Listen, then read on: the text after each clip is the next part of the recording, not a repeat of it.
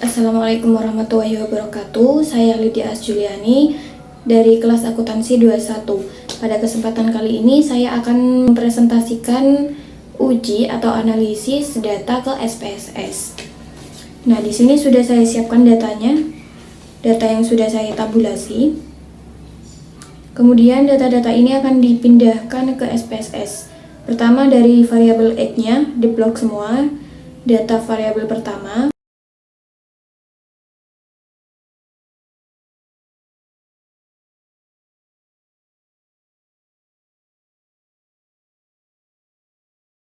Kemudian copy dan paste ke var pertama di aplikasi SPSS.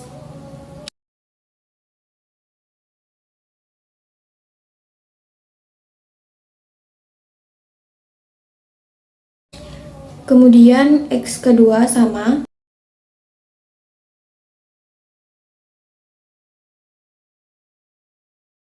Copy. Lalu paste ke var kedua. Lakukan sampai di variabel Y.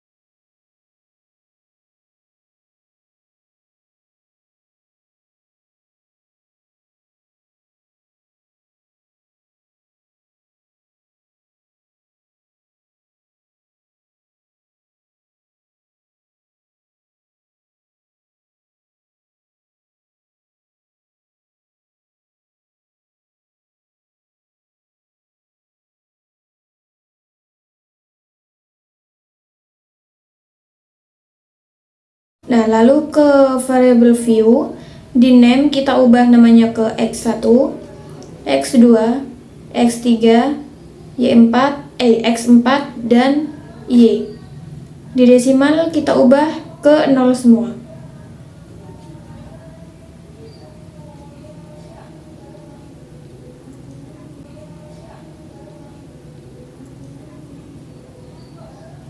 Lalu di label kita isi nama tiap variabelnya.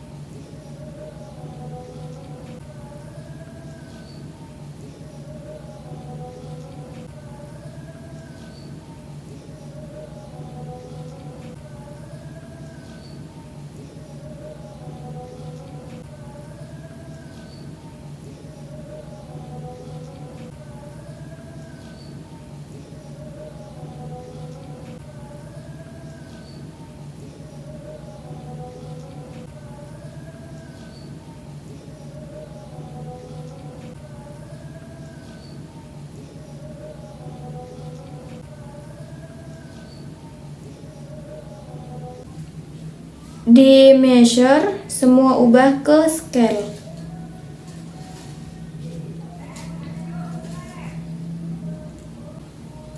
Kalau sudah, lanjut ke analyze, masuk ke regression, pilih linear, pada kolom dependent, pilih variabel Y, dan variabel X di blok semua, dan masukkan ke kolom independent.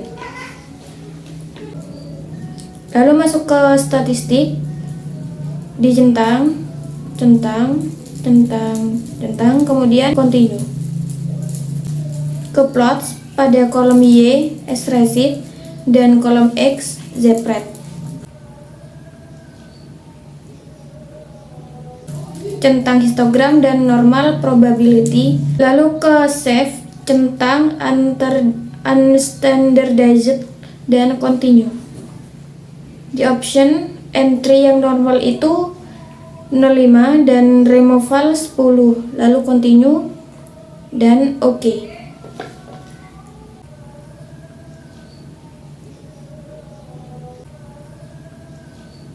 Lanjut ke analyze lagi, pilih non-parametric test, di legacy dialog, pilih one sample KS, lalu pilih unstandardized dan input. Nah, untuk membaca data ujinya, yang pertama ada uji normalitas. Pada uji normalitas NPAR, tes di one sample KS, nilai tes statistiknya 0,084, di mana ketika besar nilainya lebih dari 0,05 berarti bisa dikatakan normal. Lanjut uji heteroskedasitas, ada grafik scatter plot di mana titik-titiknya itu menyebar atau tidak menggumpal. Berarti ketika titik-titiknya menyebar atau tidak menggumpal seperti ini, maka tidak terjadi suatu heterofisitas. Sedangkan kalau menggumpal, terjadi suatu heterofisitas. Selain itu, untuk menguji normal tidaknya data, ada ini. Jadi ketika titik-titiknya ini mengikuti garis, berarti bisa dibilang normal. Jika kalau tidak mengikuti garis, berarti tidak normal. Lalu lanjut ke uji F pada ANOVA. Di sini ada variabel X terhadap variabel Y. Pada uji ANOVA ini nilai F-nya 162,948 dan signifikan 0,000, sedangkan signifikan yang normal itu di bawah 0,005. Jadi karena ini signifikannya 0,000, variabel X-nya itu semua berpengaruh kepada variabel Y. Lanjut uji koefisien. Terdapat collinearity dan statistik fifth. Pada bagian collinearity itu nilainya yang pertama pengetahuan perpajakan 0,85, kesadaran wajib pajak 0,48, kualitas pelayanan 0,532, tingkat pendapatan 0,962, dan semua hasil uji X-nya ada di atas 0,10. Jadi variabel X-nya itu memenuhi syarat.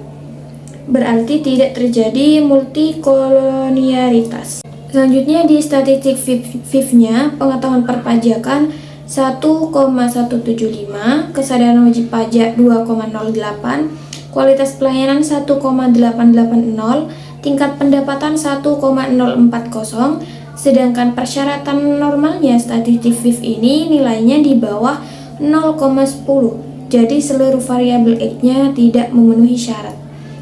Lalu lanjut ke uji T. Pada pengetahuan perpajakan nilainya 2,594 dan signifikan 0,011.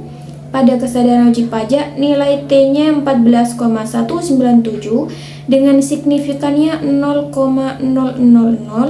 Kualitas pelayanan 3,862 dengan signifikannya 0,000. Dan tingkat pendapatan 0,839 dan signifikan 0,404, dan normalnya pada uji T ini signifikannya itu di bawah 0,05. Jadi karena pengetahuan perpajakan, kesadaran wajib pajak, kualitas pelayanan signifikannya itu di bawah 0,05, berarti tiga variabel ini berpengaruh terhadap kepatuhan wajib pajak atau variabel Y-nya. Sedangkan tingkat pendapatannya di atas 0,05, jadi tingkat pendapatannya ini tidak berpengaruh terhadap variabel Y-nya. Mungkin ini saja yang dapat saya sampaikan, selebihnya saya mohon maaf. Terima kasih dan wassalamualaikum warahmatullahi wabarakatuh.